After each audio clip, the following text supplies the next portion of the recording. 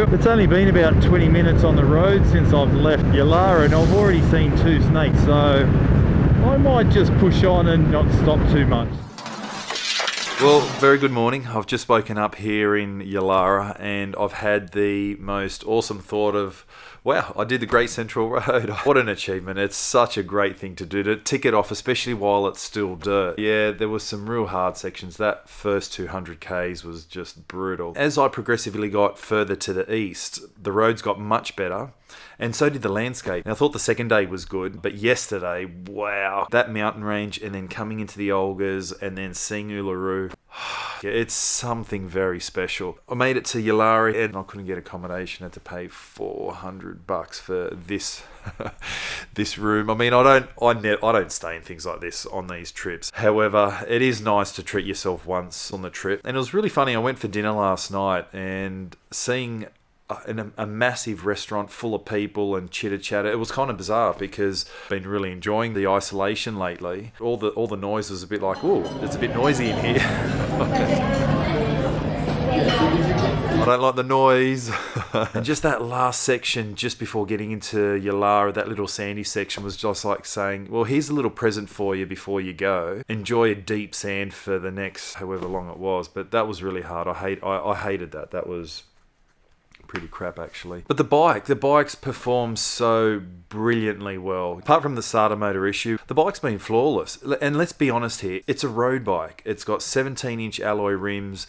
It doesn't have long travel suspension. It's got long ratio gearbox for the road because it is a road bike. This is not an off-road adventure bike by any means. So yes, it's capable, but it's not the best suited bike for the trip. And I think maybe if I did have something a bit more suited, I probably would have enjoyed it a lot more actually. But you know, it's the only bike I've got. I'm not lucky enough to have 2 or 3 bikes. It's the only one I've got, and it's taken me all around Australia. I'm not going to get home and say I wish I did it on this. I'm going to go home and say I did it on my motorbike and I had a great time. Now I forgot to tell you yesterday as I checked into this very swish hotel. I mean, here I am rocking up in my motorbike here with dirt and red dust and crap everywhere. Look, the red dust, it just gets everywhere, all over your clothes, and look at that. Everyone's come here on their holidays, all dressed up, looking the part. They got their nice tourist clothes on and nice wide brim hats and things, and I rock up with these red dusty boots. The looks I got them is actually hilarious. I wish I had the camera going. And I just thought, yeah, but you know what? You got here by plane. I got here by bike. So time to check over the bike and make sure nothing's going to fall off, me included. And in no time, I was back on the road thinking, what adventures are going to come my way? Or should I say, slither my way? She's a beauty. Look at the size of her. So there you go. I'm sure a lot of people are going to ask me, did I see any snakes out here? I've seen heaps so far, and luckily or unluckily, depending on the way you look at it, all of them have been dead as roadkill. I did pass one the other day, and I was just looking out enjoying the landscape, the incredible landscape, and as I've sort of looked back to the road in front of me, there's this snake right in my path, and I ended up going over the top of it. Now I'm pretty sure I didn't kill it, but I would have severely injured it, the poor thing. So as much as I hate snakes, I didn't want to hurt the snake or anything like that, and I was too scared to go back to finish it off, thinking it might be in a super agitated state after being run over, and who knows how poisonous it'd be. So the good thing is there was a truck behind me and that would have finished it off. So as soon as I ran over it, my first reaction was to lift both legs off the handlebars. I don't know if that's what you're supposed to do. That was just my instinct to get my limbs out of striking distance. Alright, pull into this Roadhouse. It must be pretty good if a coach stops here. I should have stayed here the night, saved myself $400.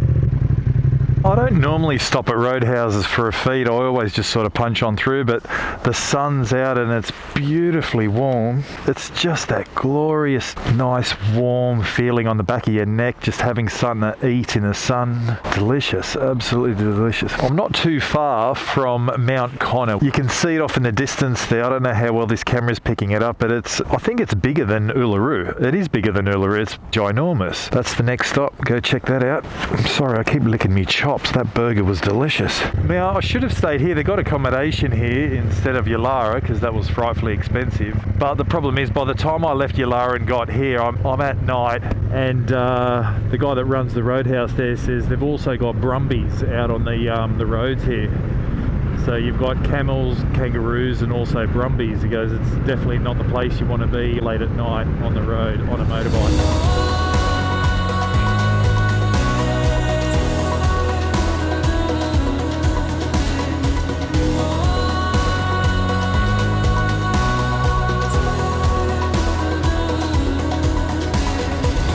Okay, so this may very well look like a random stop, and it kind of is, but when I was researching the trip, apparently there's two massive salt lakes, one on either side of the road here. So if I get the drone up, maybe we'll get a better view. Otherwise, it'll either be incredible salt lakes or make a liar out of me. And the drone is going to answer that right now.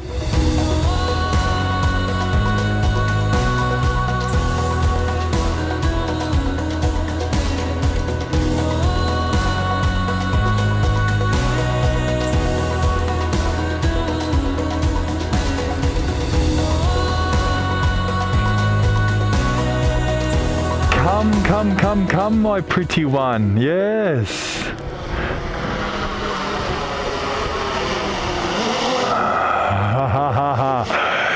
Yes. My pretty one. Hello, my pretty one. That looks cool up there.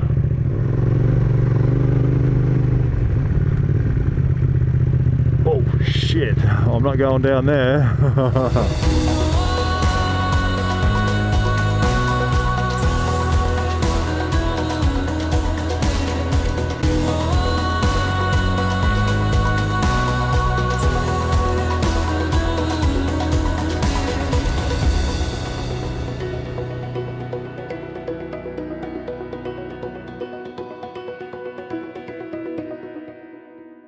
I've got to admit, I'm loving the just red dirt petrol stations. that's all you get, just red dirt and a pump. Look at that, Adelaide 1,300, but I'm only going to Kulgera. That's my home for the night. G'day mate, where are you coming from? Out in the middle of nowhere. Ah, cool, look at that. So just on my TomTom here, it's actually got the posted speed limit. It says 130 clicks an hour. I've never seen 130 in Australia. That is so cool. 130, yes. But I'm only chugging along at 100. There's no race today. But also you can see the difference because I put these semi-knobby tyres on the bike. I've now got a 10 km/h discrepancy. The bike says I'm doing 110, yet the GPS says I'm doing 100 in a 130 zone. Oh, whatever. I'm happy to cruise, you know. Punching along at 130 kilometres an hour, you just get buffeted by the wind more, you get fatigued more, you get tired more, you get grumpy more. I'm just happy to cruise along really, there's no race. I'm motoring along here at 130, you can see the speed limit on the GPS says I'm 131. My speedo says I'm 143. I'd actually trust the GPS a bit more. I've got to do it at least once and hammer it out at 130.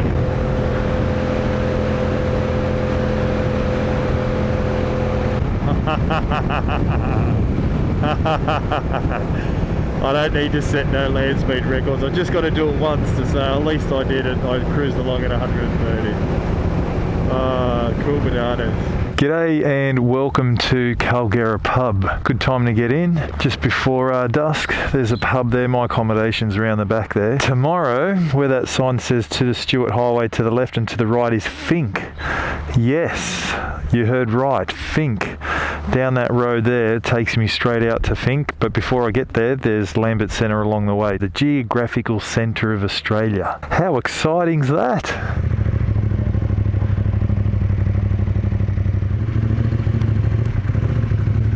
How's your donga? Excuse me? No, your accommodation, not your willy.